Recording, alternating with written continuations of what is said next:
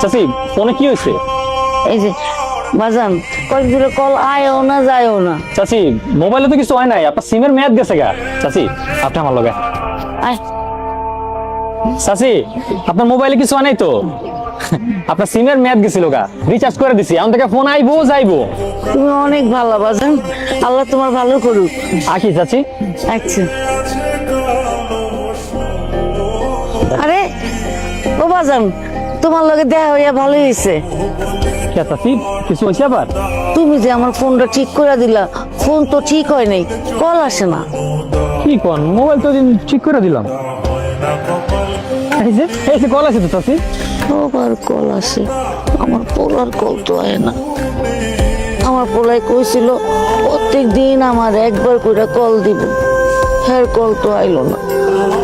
ও বাজান, তুমি মনে হয় ফোনটা ভালো করে ঠিক করতে পারো নাই। আমি এটা নিয়ে বাজারে যাই, হ্যাঁ 5,000 টাকা লাগলে লাগুক, আমার যাওয়ান লাগবো।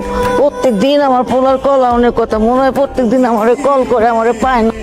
চাচির বাড়ির ঠিকানাটা বের করতে পারবি? হ্যাঁ পারবো না, তাহলে ঠিকানাটা আমার দিস। আপনি এখানে? আপনি আমগো বাড়ির ঠিকানা কই পাইলেন? ঠিকানা জোগাড় করছি, চাচির লগে একটু কথা কইতে আইছিলাম। খালাই তো অনেক অসুস্থ, কি হয়েছে? খালি সারাক্ষণ নাহিদ নাহিদ করতে থাকে।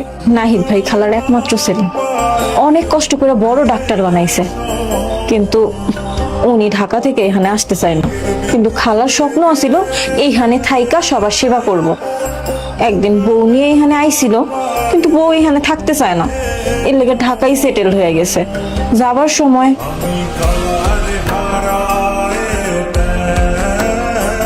আম্মা, আমরা ঢাকায় যাচ্ছি, তাহলে আমাদের বিদায় দাও। ঢাকায় যাইতেছিস মানে? তুই না কইলি এই গ্রামে থাকবি, শহরে যাবি না? চেয়েছিলাম তোমার গ্রামেই থাকবো, তবে তোমার বৌমা গ্রামে থাকতে চায় না, শহরে বড় হয়েছে, বুঝতে তো পারছো। বাজান রে, তোর তো গ্রামে জন্ম, গ্রামে বড় হইছস। তোর বাপের কত ইচ্ছা ছিল তুই বড় হইয়া ডাক্তার হবি, ডাক্তার হইয়া গঞ্জে একটা চেম্বার খুলবি, গ্রামের মানুষের সেবা করবি। আর সেই তুই গ্রাম ফালাইয়া, আম করে ফালাইয়া শহরে যাইতেছস। দেখো মা, আমাদের তো পরিস্থিতিকে মেনে চলতে হবে, তাই না? সবসময় তো যেটা চাইবো সেভাবে করতে পারবো না। এখন আমি নতুন বিয়ে করেছি, আমার নতুন সংসার হয়েছে, এখন তো আমার ওদের মন রক্ষা করে চলতে হবে, তাই না মা? এবার তুই মায়ের ছেড়ে চলে যাবি?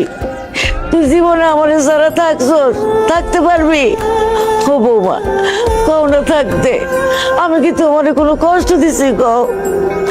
সত্যি বলতে আপনাদের এই বাড়িতে থাকার মতন কোনো পরিবেশ নেই, আর আমি শহরে থেকে অভ্যস্ত, এটা আপনার বোঝা উচিত।